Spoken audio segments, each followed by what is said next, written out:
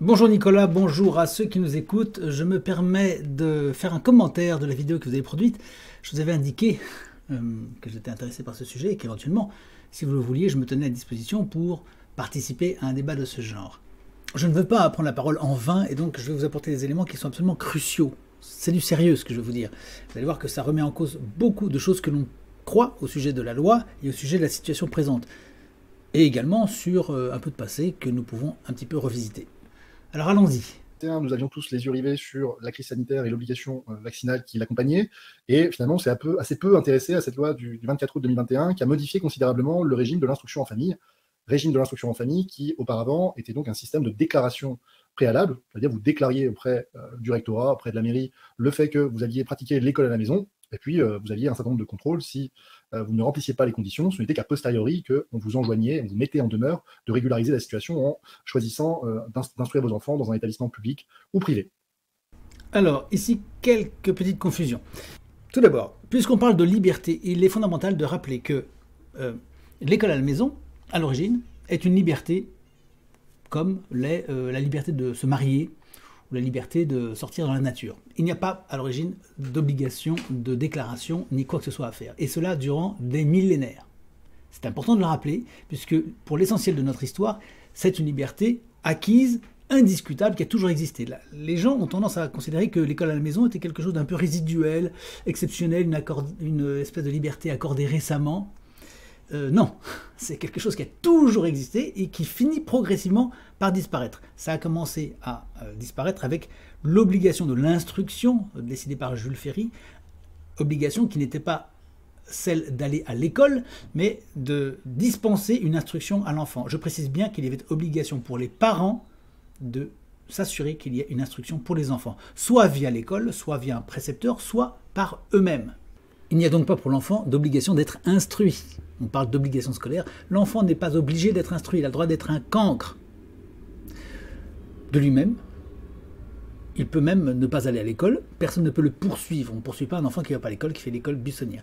C'est aux parents, aux tuteurs, à s'assurer que l'enfant soit instruit. Et pour cela, il délègue soit l'école, soit un précepteur, soit il le fait lui-même. Puis, en 2021, donc il y a 100 ans pratiquement qui s'écoulent entre les deux, M. Macron décide que non seulement l'instruction est obligatoire, mais aussi l'école physiquement. L'école, le cours, l'école en dur, si vous voulez. C'est du moins ce qu'on a cru. On a cru que la loi en 2021 disait « les enfants sont obligés d'aller à l'école ». Et c'est ce que tout le monde, finalement, comprend. Soit vous allez à l'école, soit vous faites une demande d'autorisation pour faire l'école à la maison. Eh bien, c'est faux. Tout le monde s'est trompé. C'est un miroir aux alouettes, on n'a rien compris à ce qui s'est passé. Et je vais vous le développer. Donc, vous voyez, cette perspective, d'abord une liberté qui est acquise pour tout le monde, et beaucoup de nos ancêtres ont été enseignés à la maison ou de manière informelle, puis on en arrive à cette obligation du cours républicain à partir de 2021. Par ailleurs, il convient de distinguer école à la maison et instruction en famille. L'école à la maison, c'est l'instruction que vous faites en famille à l'aide essentiellement de cours, de supports et de cours. C'est donc un enseignement magistral. L'instruction en famille s'en distingue pour être un enseignement informel, c'est-à-dire sans cours magistral. Avec l'école à la maison, vous pouvez faire à la fois de l'enseignement magistral et de l'instruction informelle, c'est-à-dire sans support de cours. Vous allez enseigner dans les bois, au bord des ruisseaux, en faisant de la cuisine, en faisant tout ce que vous voulez, ce qui est tout à fait bon. Pour nous, nous considérons qu'il faut l'accompagner, si possible, d'un enseignement magistral, parce qu'il importe de connaître quand même l'écriture, savoir compter, savoir lire le français, savoir écrire, etc. Bien. Donc, il y a deux modes, instruction en famille et école à la maison. Pourquoi c'est important? Parce que du point de vue légal, cela va jouer. On pourra en reparler ultérieurement si vous le voulez. Par ailleurs, Maître Guyon nous dit que l'école à la maison répondait à un régime déclaratif. Il dit précisément, je reviens sur ce qu'il dit exactement. Le fait que vous aviez pratiqué l'école à la maison, et puis vous aviez un certain nombre de contrôles. Si vous ne remplissiez pas les conditions, ce n'était qu'à posteriori.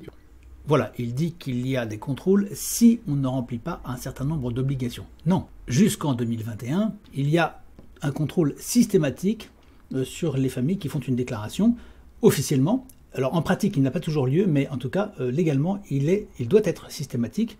Chaque année, il y a un contrôle de l'académie et un contrôle de la mairie.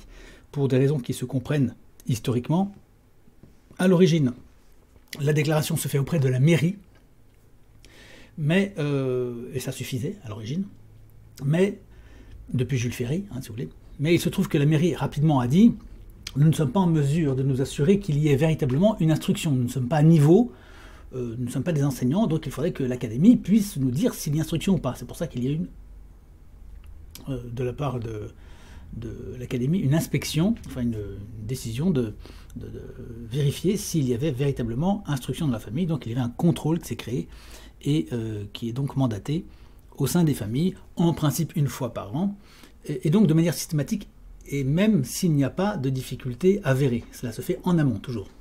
Vous enjoignez, vous mettez en demeure de régulariser la situation en choisissant d'instruire vos enfants dans un établissement public ou privé. Mais, quoi qu'il en soit, c'était quand même relativement large et relativement libéral. 2021, changement de paradigme, on passe de... Alors, il faudra quand même préciser ici qu'il y a aussi une confusion, en ce sens que l'État enjoignait d'inscrire dans un enseignement public ou privé, mais cet enseignement pouvait se faire par correspondance. Vous comprenez? Et c'est un point capital. L'État vous demande de vous inscrire dans un cours, mais ce cours peut vous envoyer les documents par correspondance.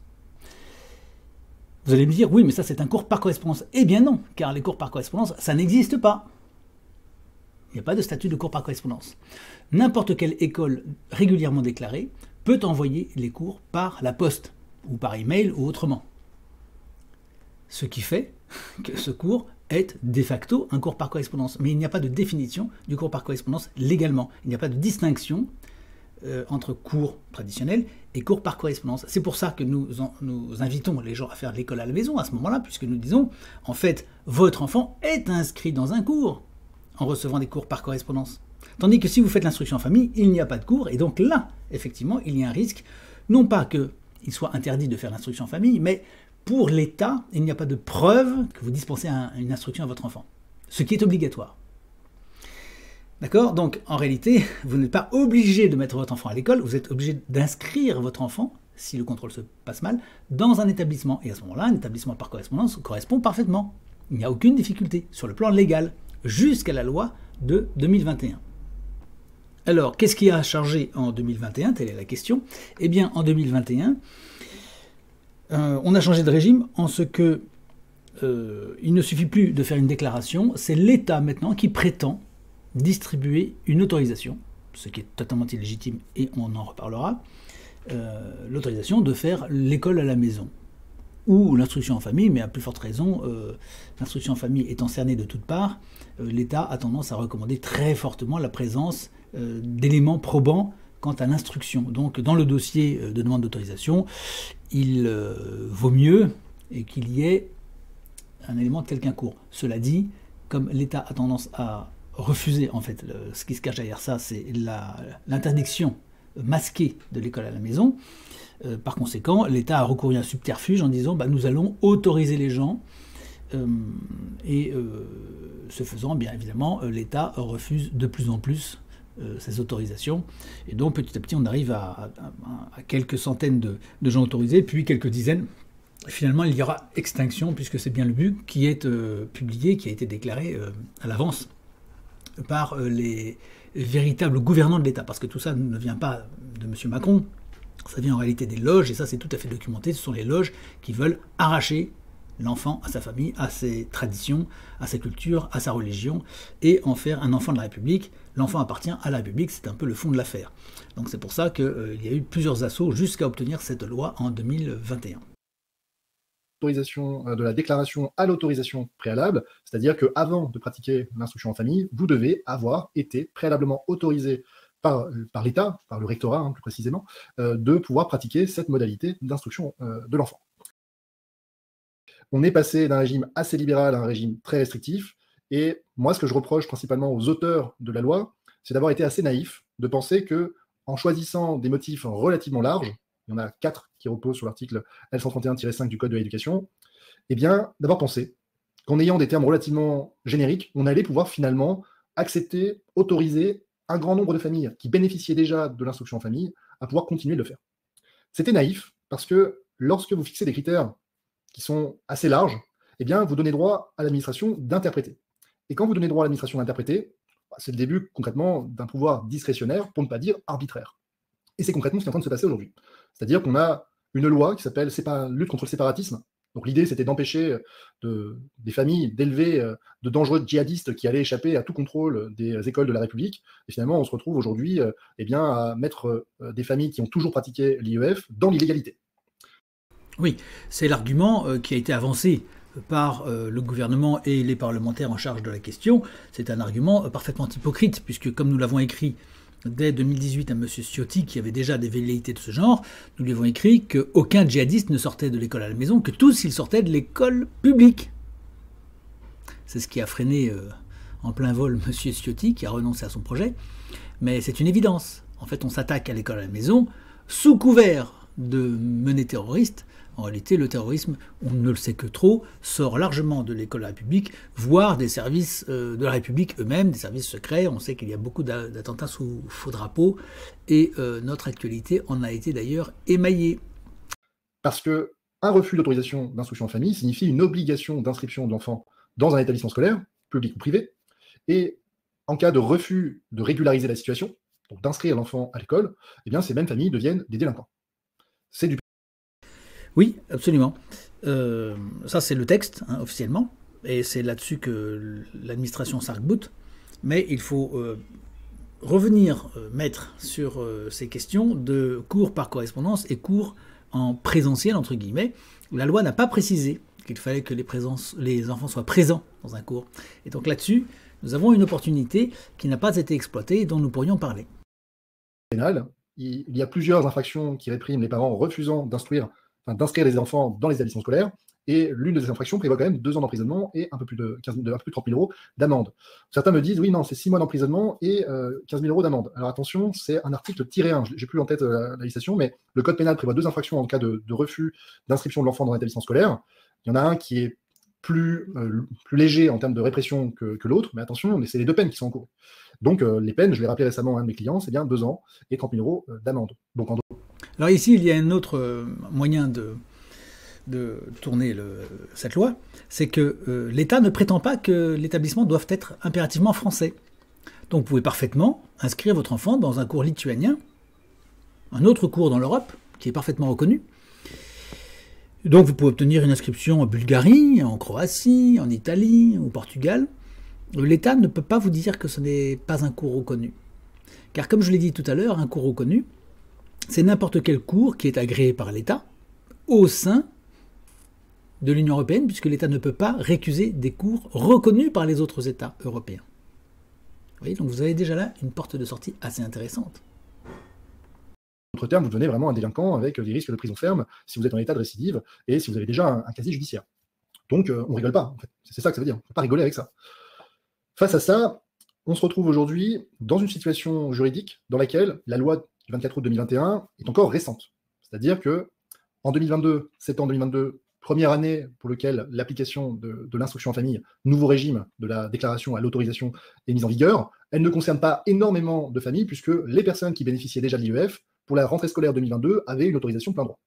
Donc si vous cherchez sur le site de l'Éducation nationale le taux d'autorisation d'IEF pour l'année 2023, vous verrez qu'il y a un taux de 90% d'autorisation. Oui, mais ce que ne vous dit pas ce site, c'est qu'en réalité, les 90%, c'est essentiellement des familles qui avaient une autorisation de plein droit. Donc pour la rentrée scolaire 2022, j'ai accompagné quelques familles. C'était pas énorme en fait en termes de proportion. Pour la rentrée 2023, un peu le même système, toujours l'autorisation de plein droit, donc pareil, c'était pas une année scolaire qui était principalement impactée. En revanche, 2024, fin du régime de plein droit, et là c'est l'hécatombe.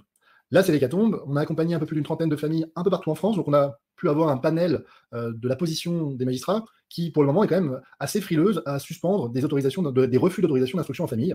Donc on se retrouve avec beaucoup de familles qui, aujourd'hui, se voient appliquer une législation avec très peu de jurisprudence sur le fond de l'application de cette loi, c'est-à-dire est-ce que les décrets d'application, est-ce que les décisions qui justifient les refus d'IEF sont légales, et par conséquent, en fait, on est encore dans un état flottant dans lequel le droit n'est pas clairement établi. Donc, oui, c'est tout à fait juste. Vous l'avez évoqué tout à l'heure, maître. On a affaire ici à de l'arbitraire, on pourra explorer la question davantage, mais il est évident que toutes ces décisions de refus sont sujettes à caution et donc sujettes à être cassées par le tribunal. Donc c'est une chose que nous faisons, nous aidons les familles à casser ces décisions et à ce moment-là à être autorisés à faire l'école à la maison. Sur le site, nous indiquons que l'État ne peut tout simplement pas vous refuser l'école à la maison, sauf dans les cas stricts où l'enfant ne serait pas en mesure de la faire, où vous-même ne le seriez pas, où vos moyens ne le permettraient pas, où votre foyer serait insalubre, etc. Cela, c'est le droit qui n'a pas changé. Il y a un arrêt du Conseil d'État qui est d'ailleurs extrêmement clair à ce sujet. Nous pouvons le retrouver. Je vais essayer de voir où il se trouve, ce document.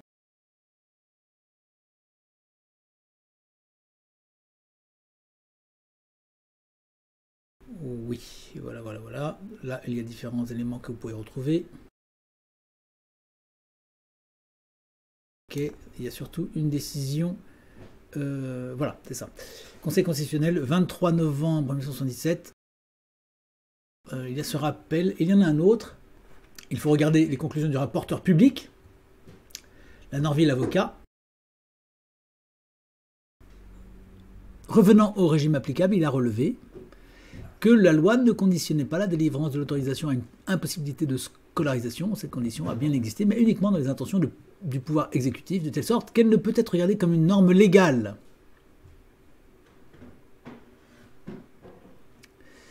Vous lirez ceci, il a donc naturellement conclu à l'annulation des décisions rectorales retenant soit l'absence d'impossibilité de scolarisation, soit l'absence de démonstration d'une situation propre à l'enfant. Voilà pour ce qui concerne ce chapitre de refus d'autorisation. Vous regarderez tous ces documents, je pense que c'est assez complet. Donc comme elles sont toutes arbitraires, comme elles sont toutes légalement mal rédigées, sans exception, elles sont toutes mal rédigées sur le plan légal, eh bien on peut toutes les faire casser. Malheureusement les familles ne le savent pas, mais je le leur dis, vous pouvez faire casser ces décisions de refus, soi-disant, de l'État. La position en tant qu'avocat était de dire, tant que les règles de droit ne sont pas clairement établies par les juges administratifs, il faut faire un maximum de recours afin de pouvoir fixer la jurisprudence. Une fois qu'on aura fixé la jurisprudence, on saura si c'est opportun ou pas opportun de contester un refus d'autorisation d'instruction en famille. Mais pour l'instant, on a des jurisprudences assez contradictoires dans lesquelles le Conseil d'État nous explique que l'instruction en famille est une modalité l'instruction en famille est une modalité de la liberté d'instruction et qu'il n'est pas nécessaire de prouver que l'instruction dans un établissement scolaire est compatible avec la situation de l'enfant, avec son état de santé ou avec la situation de la famille, pour que cette modalité d'instruction soit autorisée. En d'autres termes, il faut le comprendre comme ça, vous avez plusieurs ordonnances du 13 décembre 2022 qui ont été rendues par le Conseil d'État qui fixent un peu la jurisprudence et qui vous dit l'instruction en famille, ce n'est pas une modalité subsidiaire, une modalité de dernier recours. On ne réserve pas l'instruction en famille aux seuls enfants qui ne peuvent pas suivre une instruction normale, c'est-à-dire dans un établissement scolaire. C'est une modalité à partir du moment où les parents démontrent qu'ils remplissent toutes les conditions, l'administration doit délivrer l'autorisation. Mais pour l'instant, comme je l'ai expliqué, c'est une ordonnance du Conseil d'État rendue en référé. Ça fixe une partie de la jurisprudence, mais il y a encore énormément de situations qui ne sont pas clairement établies. Et on a des positions assez contradictoires entre les différentes juridictions. C'est-à-dire qu'en fait, selon l'endroit où vous vivez en France, ça ne va pas être la même juridiction qui va juger. Le tribunal administratif de Montpellier, par exemple, va juger tous les recours dans le département de l'Hérault, de l'Aude, une partie, voilà, il y a 2 autres départements, je ne les ai plus en tête. Donc, en fait, selon le département dans lequel vous êtes, ce n'est pas la même juridiction, et les positions des magistrats dans une même juridiction peuvent également être très différentes, selon qu'ils aient une conception plus libérale de la liberté d'instruction ou une vision beaucoup plus restrictive de cette liberté. Donc, clairement, on est dans un flou juridique. Clairement, il y a des abus de la part de l'administration qui, sans véritablement motiver, nous explique aujourd'hui que l'IEF doit être réservé aux seuls enfants qui ne peuvent pas, de manière totalement absolue, être inscrits dans un établissement scolaire. En d'autres termes, quasiment des enfants extrêmement autistes, parce que c'est à eux à qui je pense directement, mais c'était pas le but de la loi. Et on se retrouve avec des parents totalement démunis qui, aujourd'hui, pour certains d'entre eux, sont poursuivis en plus au pénal parce qu'ils refusent de se conformer à cette loi qui, clairement, est injuste. Il n'y a pas d'autre terme. On est censé lutter contre le séparatisme religieux et on se retrouve à sanctionner des parents qui ont toujours pratiqué l'IEF, qui ont toujours rempli parfaitement les conditions et à qui, aujourd'hui, on leur dit, dorénavant, vos enfants ne sont plus vos enfants, ce sont les enfants de la République et on va leur apprendre un certain nombre de choses. Nicolas, vous avez parlé de l'éducation sexuelle. Moi, j'ai envie de dire, il y a clairement un bourrage de crâne de l'école, c'est la fabrique des crétins. On vous apprend à être un bon salarié, un bon petit soldat et à rentrer dans la propagande de l'État qui vous explique le camp du bien et le camp du mal. Voilà, et il faut parler ici de séparatisme républicain, parce qu'on a décidé d'imposer à tout le monde des valeurs dites républicaines, valeurs qui ne sont pas obligatoires en France. Vous avez le droit d'être monarchiste, vous avez le droit d'être royaliste, vous avez le droit d'être constitutionnel, vous avez le droit d'être radical. Il y a des tendances, des bonapartistes, pourquoi pas. Il y a des tendances qui existent dans la vie politique française et qui ne sont pas de cette tendance républicaine. Or, les républicains estiment qu'ils doivent imposer leurs valeurs, et si vous n'êtes pas conforme à ces valeurs, eh bien vous irez au tribunal. Donc là, il y a un séparatisme républicain. Sur ce thème, je vous encourage à aller sur mon site, récupérer l'un des livres que j'ai écrits, il y en a un certain nombre, vous verrez, si vous cliquez sur livres, ici vous allez trouver pas mal de livres, dont l'un s'appelle « Aller en prison », vous pouvez regarder ça si ça vous intéresse, c'est je crois très intéressant, et surtout celui-ci, pour ce thème-ci, 800 pages, vous allez vous régaler, il y a plein de choses à récupérer là-dedans qui pourront beaucoup servir votre cause et votre travail. C'est l'un des livres que j'ai écrit en prison, l'un des 6 livres que j'ai écrits en 2 ans de préventive, donc en tant qu'innocent. Voilà, je vous mettrai le lien également dans le message ou sous la vidéo.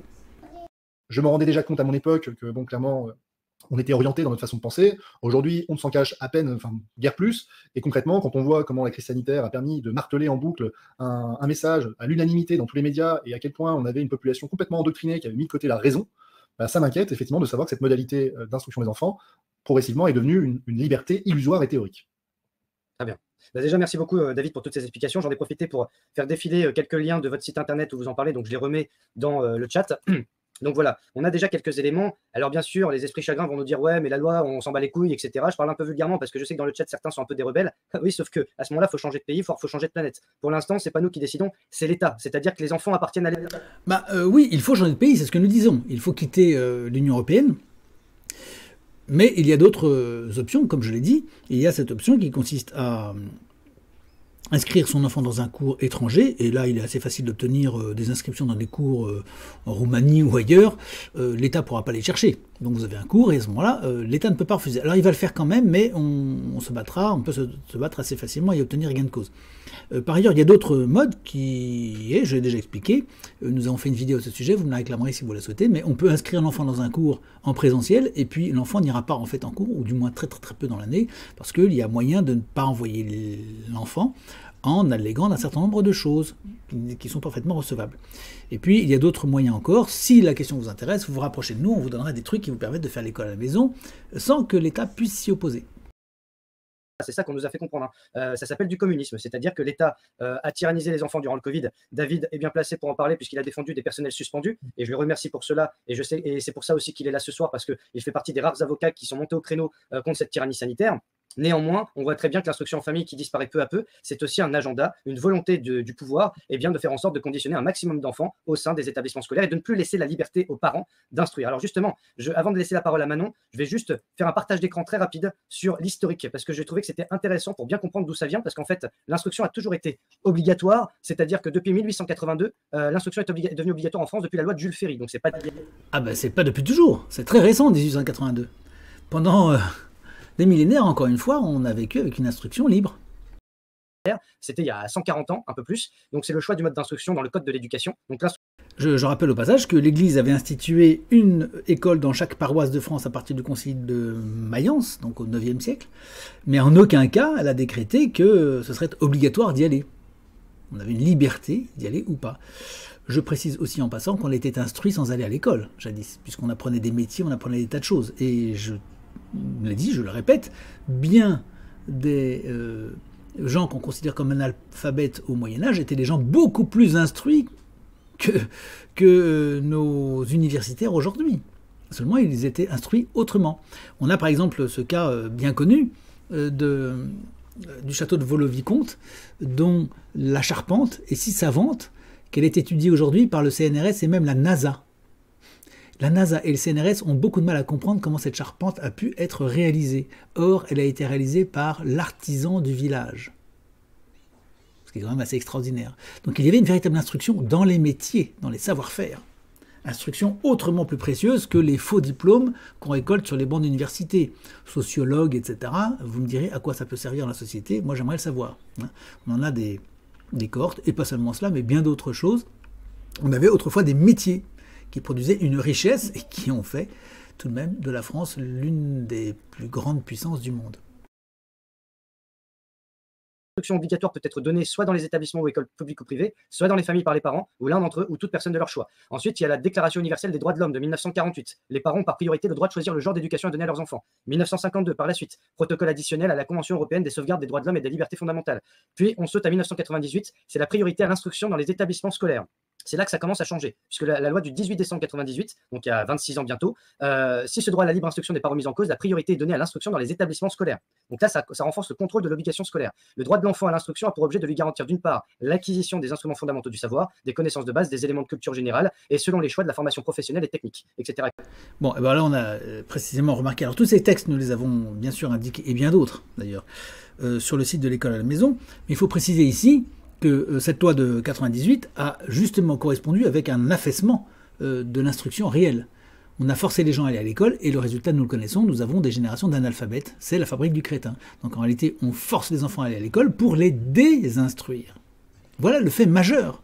C'est là qu'il faut s'intéresser à la question et regarder ce qui a été écrit par des gens comme Bernardin avec Machiavel pédagogue ou des livres comme ceux qu'ont écrit M. Brigelli et bien d'autres. Entre nous, je pense que le livre de Bernardin est un peu plus puissant et je pense que mon livre, Penser à coucher de la prison d'Occident, est aussi un excellent outil. Beaucoup, nous avons été des alerteurs pour dire que l'école détruisait en réalité l'instruction, mais pas seulement l'instruction, bien davantage, elle détruisait des vertus chez l'enfant, elle détruisait sa pudeur, elle détruisait son approche des choses, son sens métaphysique, sa morale et toutes ce sortes de choses qui lui permettaient de s'élever et d'élever la société avec lui. Etc. Donc, cette instruction obligatoire est assurée prioritairement dans les établissements d'enseignement. Ensuite, on passe au décret circulaire en 99. Oui, mais disant cela, la loi française s'oppose au texte européen. Or, le texte européen prévaut. À la Charte des droits fondamentaux de l'Union, en l'an 2000. Donc là, c'est la liberté de créer des établissements d'enseignement dans le respect des principes démocratiques, ainsi que le droit des parents d'assurer l'éducation et l'enseignement de leurs enfants, conformément à leurs convictions religieuses, philosophiques et pédagogiques, sont respectés selon les lois nationales qui enregistrent l'exercice. Et puis là, on passe à la prévention de la délinquance, à la protection de l'enfance en 2007. Décret sur le contenu des connaissances en 2009, circulaire précisant les objectifs du contrôle. Donc là, ça commence à se renforcer. Oui, enfin, rappelons quand même que les circulaires, c'est fait pour circuler entre ministères et ne sont pas opposables aux citoyens. Au socle commun 2015, donc là c'est un décret du 31 mars 2015 relatif au socle commun de connaissances, de compétences et de culture, modifie l'objet de l'instruction obligatoire. Ce nouveau socle commun entrera en vigueur à compter de la rentrée scolaire 2016. Alors pour ce qui concerne le socle commun, c'est l'une des vastes supercheries dont j'ai parlé sur mon site L'école à la maison, lequel est extrêmement complet. Alors le socle commun, je vous résume la question en fait. C'est une supercherie, pourquoi ? Parce que il n'est pas possible pour un État de définir ce qu'un enfant doit savoir. Vous comprenez bien que si un État disait à l'âge de 8 ans, l'enfant doit connaître toutes les capitales de l'Europe, il doit connaître tous les cours d'eau, il doit connaître les poids et mesures, il fixerait le programme. Alors d'abord, ce serait impossible parce que techniquement, il faudrait chaque année renouveler ce contenu, ce qui serait une mission impossible. Et puis ensuite, surtout, ça qualifierait l'État d'État totalitaire. Si vous fixez le contenu des savoirs, alors vous êtes un État totalitaire. Donc ça n'est pas possible. Alors on dit, en gros, oui, il y a un socle commun, c'est-à-dire qu'il faut que l'enfant sache écrire, sache lire. Mais ça veut dire quoi ? Sache écrire, sache lire. Sache écrire 3 lignes ou 10 pages ? Sache lire quoi ? Qu'est-ce que c'est que lire ? Bien lire. L'enfant est-il capable de restituer un contenu de manière synthétique, 3 pages qu'il aurait lu par exemple ? Manifestement pas. Donc le socle commun, on voit bien qu'à l'école en tout cas, il n'est pas atteint. Loin s'en faut, puisque nous savons qu'il y a beaucoup d'illettrés et même d'analphabètes dans notre société.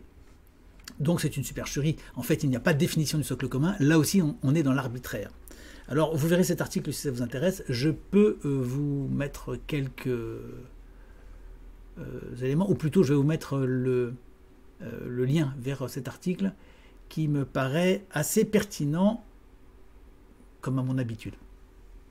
Les modalités de contrôle et limite drastiquement la liberté pédagogique. Donc 2016, c'était Hollande qui était au pouvoir, je précise, sachant qu'on avait Najat Vallaud-Belkacem, je crois à l'époque, à l'Éducation nationale. Ensuite, 2017, circulaire sur l'enquête de mairie et les contrôles, donc on voit que c'est progressif. 2019, l'école de la confiance, donc là c'est sous Blanquer. Voilà. Et puis au fur et à mesure, loi confortant le respect des principes de la République, 2021, 2022, voilà. Donc ça se durcit, donc je vous mets ça en lien pour ceux qui sont intéressés. Voilà. Maintenant, je vais passer à...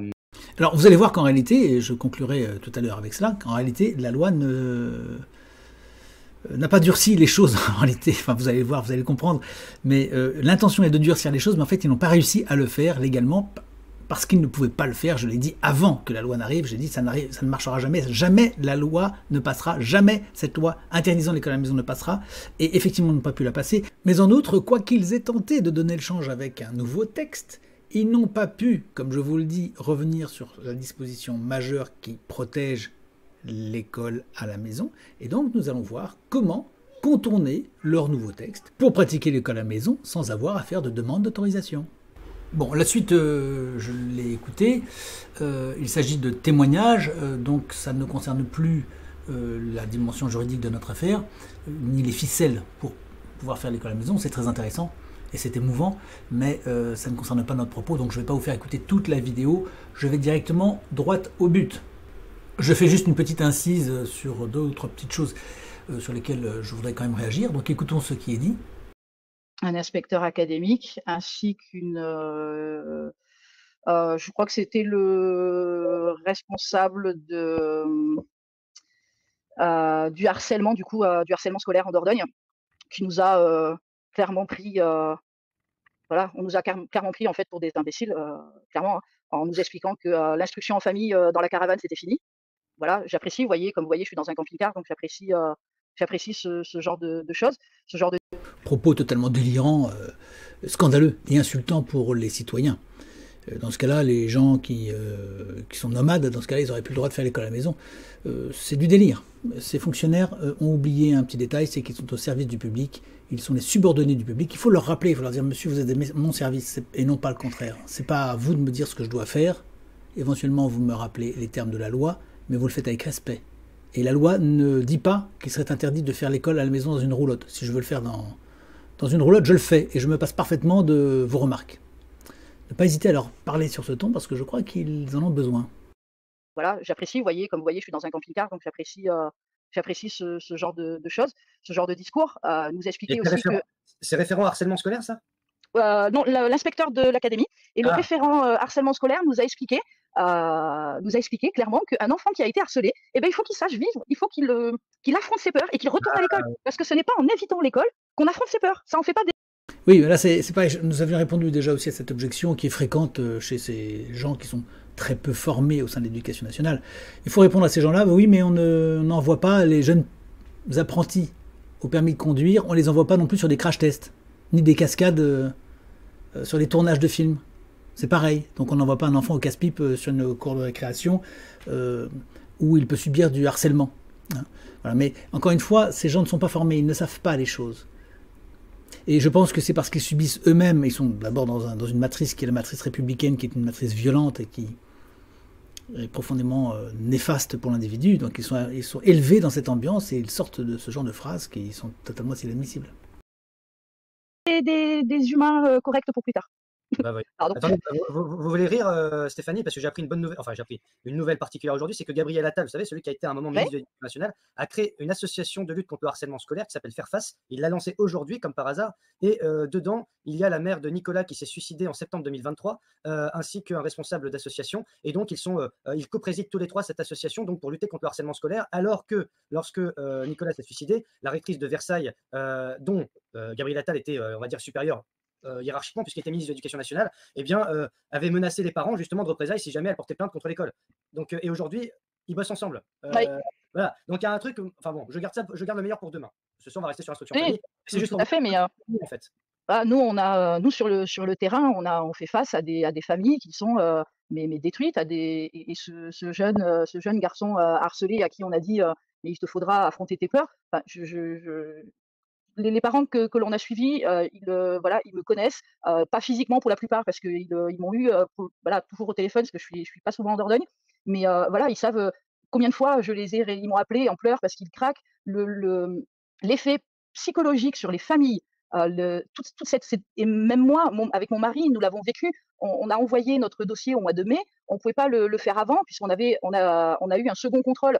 Parce que j'ai expliqué à l'inspecteur de l'académie que de faire pleurer ma fille sur un contrôle, à un moment donné, on se détend. Voilà, on ne fait pas pleurer mon enfant comme ça non plus, la traiter d'incapable. Donc je l'ai remis dans les clous et je lui ai rappelé les textes de loi. À première vue, ça lui a absolument pas plu, donc j'ai eu droit à un second contrôle.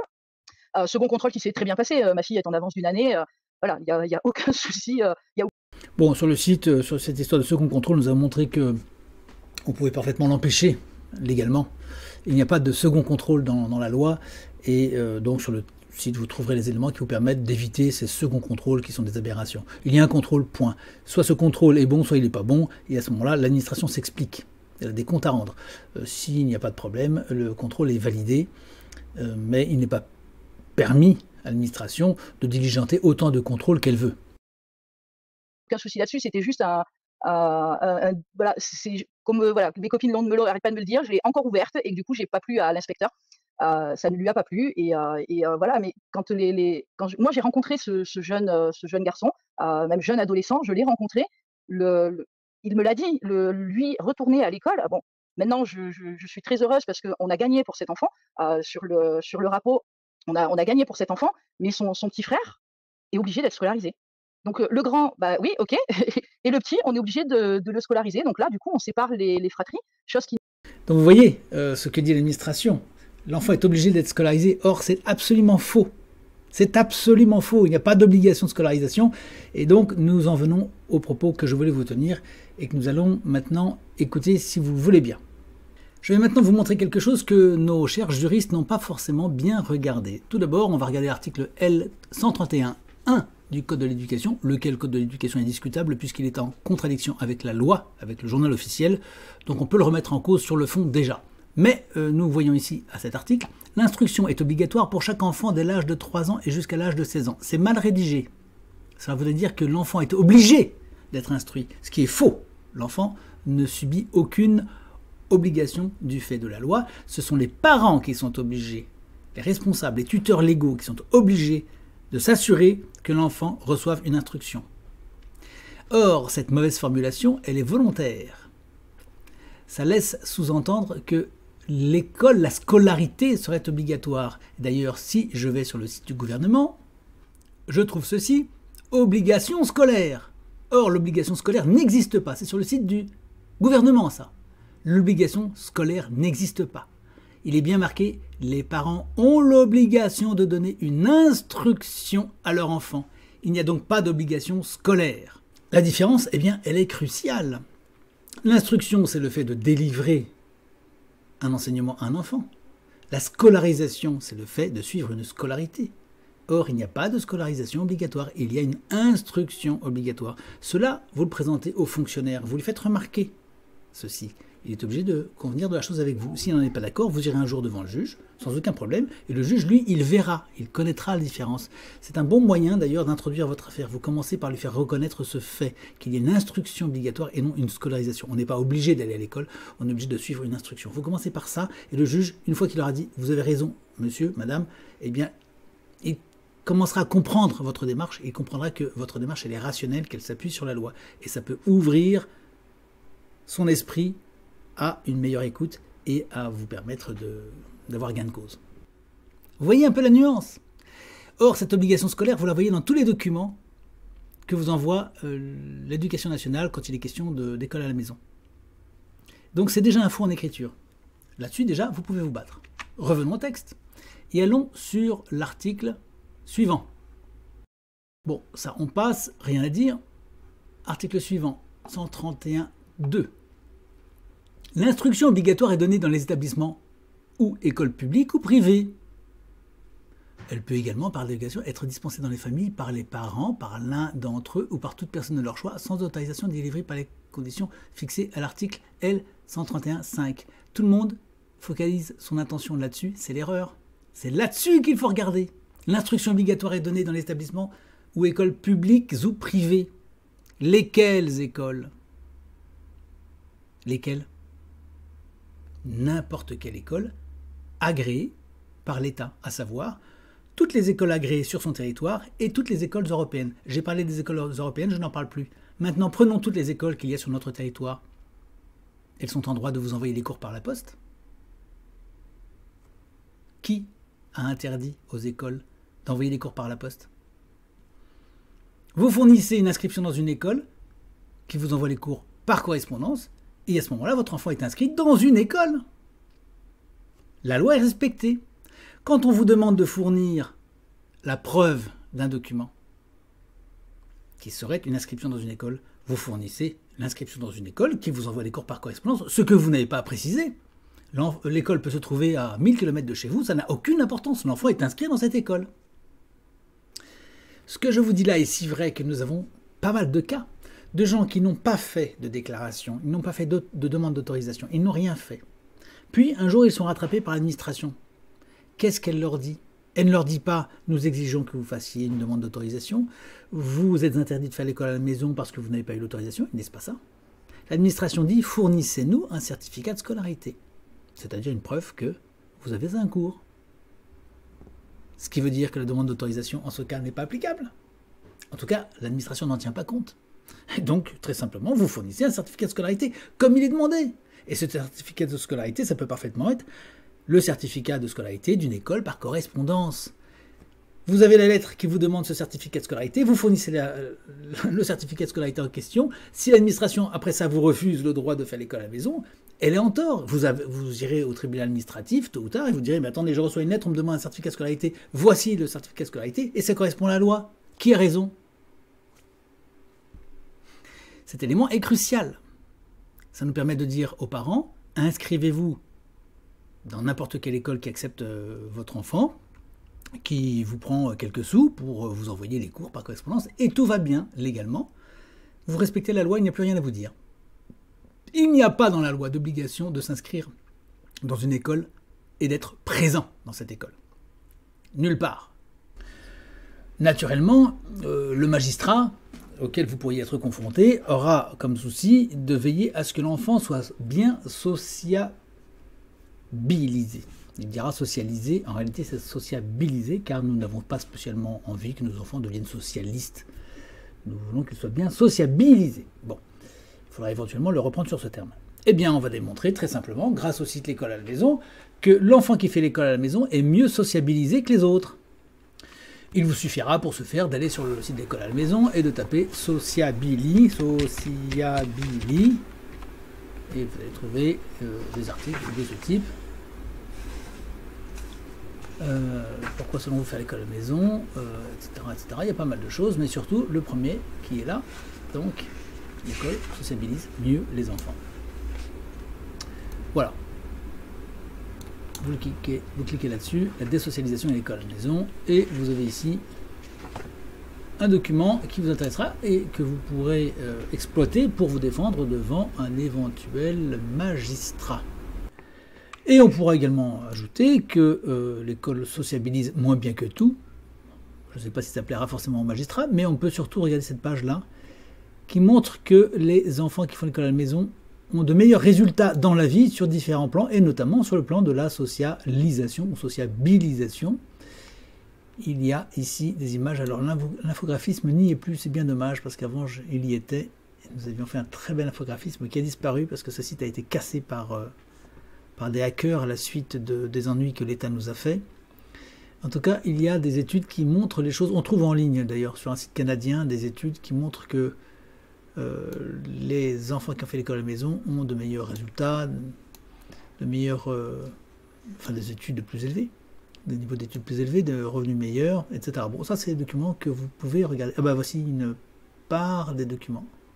Voilà.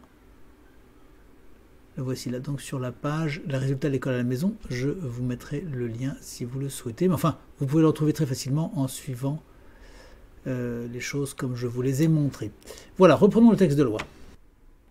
Vous voyez qu'il est écrit encore à l'article L131-3, le versement des prestations familiales afférentes à un enfant soumis à l'obligation scolaire alors que ça n'existe pas. Vous voyez, encore un faux dans la loi. Article suivant. On passe, ça ne nous intéresse guère ici. Et on en arrive au L131-5. Les personnes responsables d'un enfant soumis à l'obligation scolaire définie à l'article, donc obligation scolaire, on l'a vu, c'est faux, ça n'existe pas, doivent le faire inscrire dans un établissement d'enseignement public ou privé ou bien à condition d'y avoir été autorisé par l'autorité de l'État compétente en matière d'éducation, lui donner instruction en famille. Où est-ce qu'il est marqué que l'enfant doive se rendre dans cette école en dur? Nulle part. Il suffit qu'il soit inscrit.